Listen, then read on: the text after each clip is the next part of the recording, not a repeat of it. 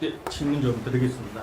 예. 그 농산물 품질관리법 일부 개정안이 지난달 27일 우리 지역구 이교 의원님이 발의로 본회의를 통과한 걸로 알고 있거든요. 네, 이로써 이제 앞으로 이제 영광군은 이제 영광굴비 지리적 표시제가 가능해졌는데 여기에 대한 이제 이야기를 한번 나눠보도록 하겠습니다. 그 첫 번째 질문 제가 드리고 싶은 거는 왜 지금까지 영광군은 영광굴비 지리적 표시제를 사용하지 못했나 여기에 대한 한번 얘기 듣고 싶거든요. 우리가 생각할 때 이제 영광굴비는 너무도 당연한 지역의 특산물 명칭 아닙니까? 영광하면 굴비고 굴비하면 영광인데 그 영광굴비라는 이름이 법적으로 보호를 받지 못했습니다. 다시 말씀드리면 영광 이외의 다른 곳에서도 영광굴비를 만드는 방식으로 조기를 가공해서 굴비를 만들면 자기도 영광굴비라고 막 쓴 곳이 실제로 있습니다. 그래서 그걸 처벌할 수 없는 거죠. 법적으로 보호를 못 받으니까. 그걸 법적으로 보호받는 게 이제 지리적 표시제인데 그렇게 영광굴비가 보호를 받지 못했던 이유는 농수산물 품질관리법에 해당 지역에서 생산된 농수산물과 농수산물 가공품을 지리적 표시를 할 수 있도록 규정을 했기 때문에 그렇습니다. 아시는 것처럼 영광굴비의 원물인 조기는 영광 앞바다에서 잡히는 것도 물론 뭐 전혀 없는 건 아니겠지만 주로 제주도 앞바다나 또 남진해에서 주로 잡지 않습니까? 그래가지고 이제 가공을 우리 지역에서 한 거죠. 그러다 보니까 생산을 우리 지역에서 어획을 우리 지역에서 하지 않는다는 이유로 보호를 받지 못했던 겁니다.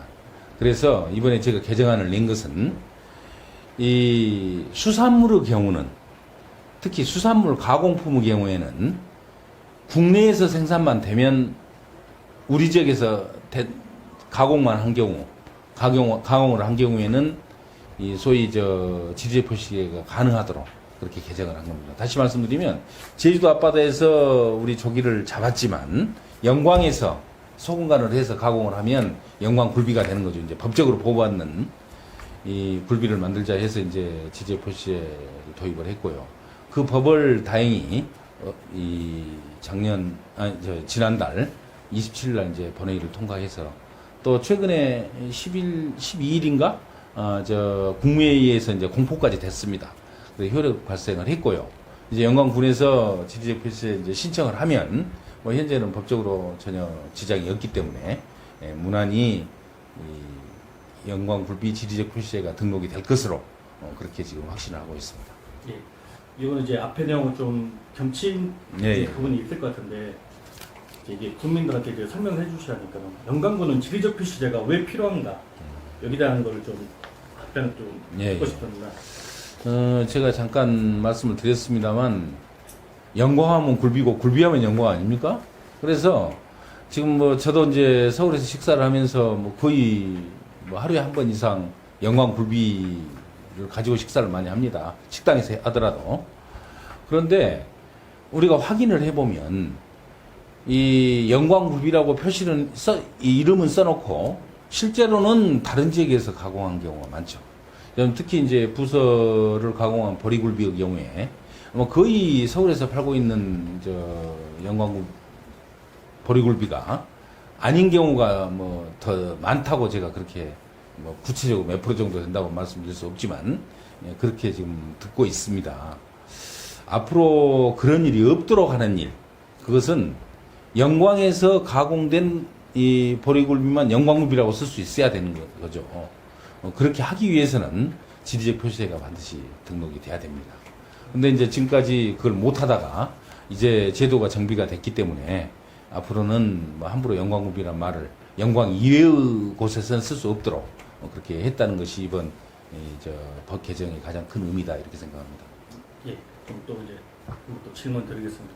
그럼 지리적 표시제가 이제 통과됨으로써 영광군에 이제 발생할 수 있는 경제적인 효과, 이제 피부적으로 이제 느낄 수 있는 거는 무엇이 있다고 생각하십니까? 아시는 것처럼 지금 법성면 일대에 지금 굴비 가공업체가 공식적으로 등록된 업체가 약 460개 업체 정도로 그렇게 제가 듣고 있고요. 연간 한 3천억 정도 수익을 올리고 있다고 듣고 있습니다. 사실은 지금 영광굴비는 전 국민이 사랑하는 국민 반찬이거든요. 제가 공개적으로 영광굴비는 국민 반찬이다 이렇게 지금 얘기를 하고 있습니다만, 그 명성에 비해서 또 그렇게 팔리는 양에 비해서 사실 따지고 보자면 영광에서 올리고 있는 수익은 3천억 정도면 높은 것이 아니라고 생각합니다. 저는 한 2배 정도 높아져야 한다고 봐요. 뭐 그런 측면에서 지리적 표시제가 앞으로 이제 분명한 효과를 발휘할 것이다. 그렇게 해서 지금보다 뭐 저는 매출액이 2배 이상 올라갈 수 있다. 2, 3년 이내에 그런 확신을 하고 있습니다. 그럼 또 지리적 표시제를 통과시키는데 이제 많은 어려움이 있었던 걸로 알고 있는데 네. 이제 영광 구민들에게 이제 들려주고 싶은 비하인드 스토리 좀 네. 어려웠던 거나 이제 그런 내용을 좀 듣고 싶거든요. 예, 정말 지리적 표시제 그동안에 난관이 많았습니다. 우선 처음에 저는 아주 쉽게 생각했어요. 영광굴비 당연한 우리가 상품명 아닙니까? 그래서 요구하면 뭐 쉽게 될 것으로 생각을 하고, 해수부 장관에게 지리적 표시제가 영광굴비 가능하도록 해달라 그렇게 요청을 했습니다만, 또 그게 이제 법적인 뒷받침이 돼야 되기 때문에 그게 의외로 시간을 오래 끌었습니다. 해수부 장관이 이제 그 당시에 이제 제가 2018년부터 계속해서 문제제기를 해왔는데, 2020년 국정감사 때도 제가 이제 문제제기를 강하게 했죠. 했더니, 농수산물 품질관리법 시행령을 해수부 장관이 주도해서 개정을 하면 가능하다고 저한테 그렇게 답변을 해요. 그래서 그렇게 해달라는 요구를 했고, 해수부 장관이 2021년 국정감사 때 확답을 했습니다. 반드시 시행령 개정을 하겠다. 그래서 이제 시행령 개정안이 국무회의에 제출이 됐죠. 해수부 장관 명의로. 그리고 국무회의만 통과하면 되는데, 법제처에서 이제 법률 체계상 문제점을 문제 삼았습니다. 그게 뭐냐면, 법제처 주장은 모법에, 그러니까 농수산물 품질관리법에는 가공품도 그러니까 원물 생산을 영광에서 해야만이 가능하다고 돼 있는데, 그걸 시행령으로 바꾸는 것은 법체계에 맞지 않다. 이렇게 해서, 국내의 벽을 통과를 하지 못하고, 그럼 어떻게 했는지 이제 고민하고 보니까, 결국은 농수산물 품질관리법 자체를 개정을 할 수밖에 없게 된 거죠. 그래서 제가 22대 이제 국회 개원하자마자, 품질관리법 개정안을 대표 발의를 했고, 그게 농해수위에서 이제 논의를 하는 과정에 몇 가지 문제점은 있었습니다만, 하나하나 이제 의원들을 설득해 나가면서 결국은 농해수위를 통과를 했습니다. 다만, 농해수위가 통과됐다고 해서 그냥 법이 확정된 게 아니거든요. 법사위에서 법률적 검토를 또 거쳐야 되고, 또 그게 본회의에서 통과가 돼야 되는 거 아니겠습니까? 근데 이제 법사위원회에서 또 큰 그것도 장벽입니다. 그런데 마침 법사위원회에 이제 그 간사님들이, 양당 간사 2분이 저하고 뭐 절친한 분들이셔서 개별적으로 설득을 했죠. 순천의 서병철 의원님이 민주당 간사고, 또 통영의 정점식 의원님이 이제 국민의힘 간사인데, 2분이 뭐 저하고 뭐 그동안에 상임위 활동도 같이 해왔고, 또 개인적인 친분도 있고 그런 분들이 해서 2분에게 이제 정말 절실함을 간곡히 설득을 했고, 또 부탁을 하고 해서 다행히 법사위에서도 뭐 순서를 앞당겨가면서 통과를 시켜주었습니다. 그래서 이제 결국은 지난 7월 27일 본회의에서 통과가 됐고, 8월 12일 이제 이 정부에서 공포를 해서 이제 효력까지 발생을 하고 있습니다. 그래서 지금 영광군에서 아마 서둘러서 아마 지지의 표시에 신청을 할 겁니다. 하면 제 희망은 어떻게든지 추석 전에 처리를 해서 금년 추석 대목 때는 좀 혜택을 좀 볼 수 있도록 해야 되겠다는 생각을 하고 있는데, 뭐 늦더라도 뭐 금년 이내에는 지지의 표시가 이제 확정이 될 것으로 그렇게 확신을 하고 있습니다. 예. 그러면 이제 우리 지역구 국회의원으로서 이제 지리적 표시제를 또 통과를 시켰는데요. 예, 예. 이에 앞으로 이제 어떠한 이제 이거 통과시킴으로써 계획을 좀 듣고 싶습니다. 그래 이제 방금 말씀드린 대로 정부의 이제 신청을 지역에서 해서 우리 지역민들이 바라는 사항으로 이 이제 제도가 확정이 돼야죠.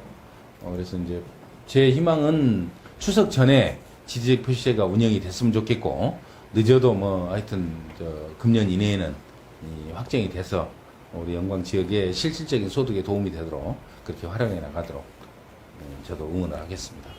예. 그럼 이제 또 한 가지가 있는데 예. 더 말씀드릴게. 지금 법성굴비 상인들이 일본 후쿠시마 이제 오염수 방류로 해산물 소비가 이제 위축될까 돌아오는 우려하고 있는데 여기에 대한 이제 어떤 대책 방법이나 그런 계획이 있으신가요? 굉장히 고민스러운 사항이고요. 후쿠시마 오염수를 이제 8월 24일부터 방류하겠다는 게 일본 정부의 방침 아니겠습니까?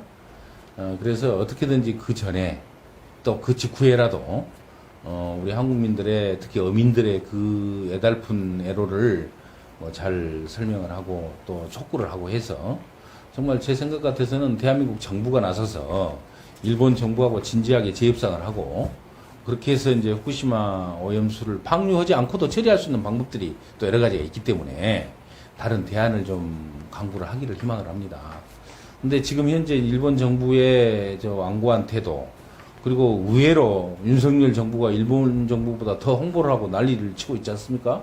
그런 측면에서 이러한 우리의 염원들이 이루어질 것 같이 보이진 않아요. 그러나 안 되더라도 우리 피해를 줄이기 위한 여러 가지 방법들을 정부가 과학적으로 강구를 해야 됩니다. 일본이 계속 강행을 할 경우에. 예, 그렇게 해서 영광굴비는 절대 안전하다는 확신을 국민들에게 심어줄 수 있도록 홍보도 하고 또 제도적 그 오염 방지 장치도 강구를 하고 이렇게 해서 저는 영광굴비의 피해가 없도록 앞으로 지켜나가는 것이 이 정치인으로서 도리이고 또 우리 지역에서도 그렇게 함께 마음과 힘을 보태는 게 중요하겠다 이렇게 생각을 하면서 그러한 방향으로 적극 노력을 하겠습니다. 예. 그리고 이게 어떻게 보면 또 질문이 좀 예민할 수 있는 부분인데 예. 이제 내년 이제 제22대 국회의원 선거가 이제 선거와 동시에 치러질 재보궐선거가 코앞으로 다가왔는데 이 앞으로 이제 선거 방향과 각오, 이제 계획 같은 거를 약간 국민에게 좀 말씀을 해주셨으면 해서 질문을 드리거든요. 우선 재보궐선거라면 아직 그건 확정된 게 아니니까 제가 예. 얘기할 성질이 아니고요. 예. 그러면 또 아직도 여러 가지 절차들이 필요할 거고 제가 그건 또 자세한 내용을 잘 말하기가 좀 곤란한 상황이고요. 이 내년도 총선에 임하는 저의 자세만 말씀을 드리겠습니다.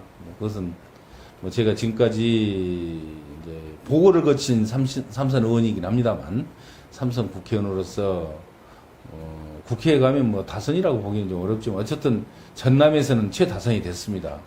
그래서 다선인 의원인 만큼 그에 걸맞는 그런 정치적 위상과 또 역할을 가지고 그동안 최선을 다했다는 자부를 하고 있습니다. 그래서 이제 의정활동을 삼선 의원으로 하면서도 의외로 제가 헌정 대상도 받고 또 국정감사 우수한 의원으로서 표창도 받고 또 지역 언론에서 KBC에서 시행했던 지역 국회의원 평가에서 광주연남 1위를 했습니다.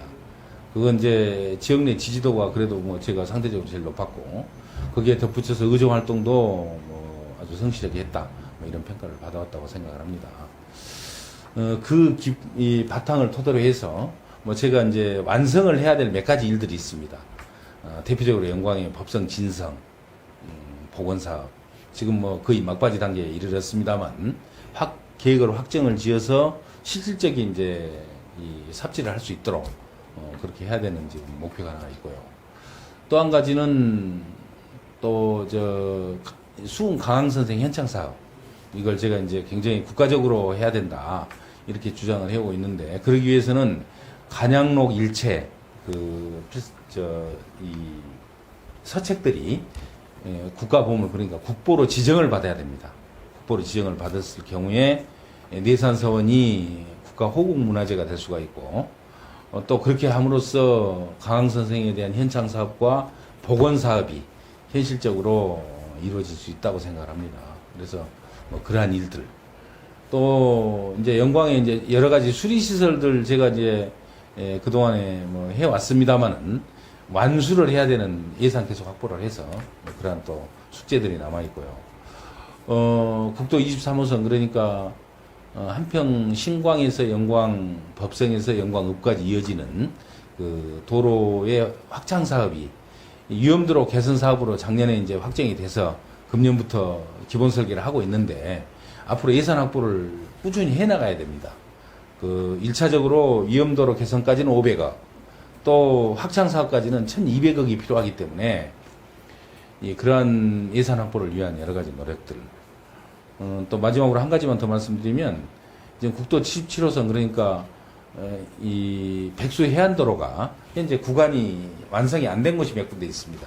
거기도 작년에 이제 확장 사업을 이제 확정을 해서 현재 기본 설계를 하고 있습니다. 그래서 이에 따르는 예산 확보, 뭐 이런 사업들을 마무리를 원활히 짓기 위해서는 뭐 제가 조금 더 의정 활동을 하고 지역부 활동을 하는 게 필요하겠다는 그런 판단을 스스로 하고 있고요.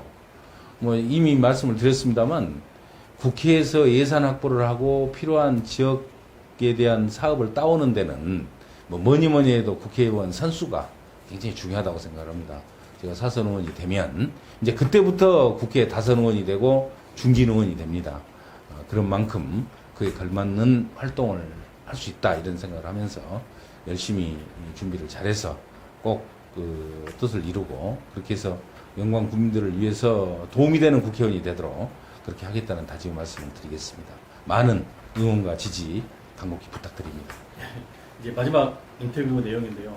저희 영광 국민들에게 하고 싶으신 말씀 있으시면 시원하게 한번. 예, 말씀해 저는 제가 뭐 저를 오랫동안 우리 국민 여러분들께서 지켜봐 오셨기 때문에 제가 어떤 뭐 마음가짐이나 인성을 가지고 의정 활동을 하고 또 지역구 국회의원으로서 역할을 하는지는 뭐 잘하실 거라고 생각을 합니다. 제가 뭐 아시는 것처럼 뭐 독하거나 뭐 남을 뭐 해하거나 뭐 그렇지 못하는 인성을 가지고 있습니다. 그런 만큼 제가 늘 강조하는 정치 철학은 화이부동입니다. 서로 화합하고 다른 것도 서로 같이 맞춰나가고 그렇게 해서 지역에서 오손도손 함께 마음을 통하면서 살 수 있는 그런 이 공동체를 만들어내자. 이게 이제 제가 지역 정치의 기본 철학입니다.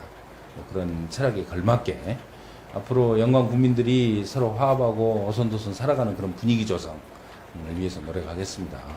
뭐 정치적으로 이제 활동을 하다 보면 서로 정치적 의사가 다를 경우가 있는 거죠. 그렇지만 서로 지역의 발전이라는 또 국민의 화합이라는 그런 공동 목표를 향해서 함께 마음과 뜻을 모아나가자는 말씀을 간곡히 드리고 싶습니다. 화합, 저의 정치 철학입니다.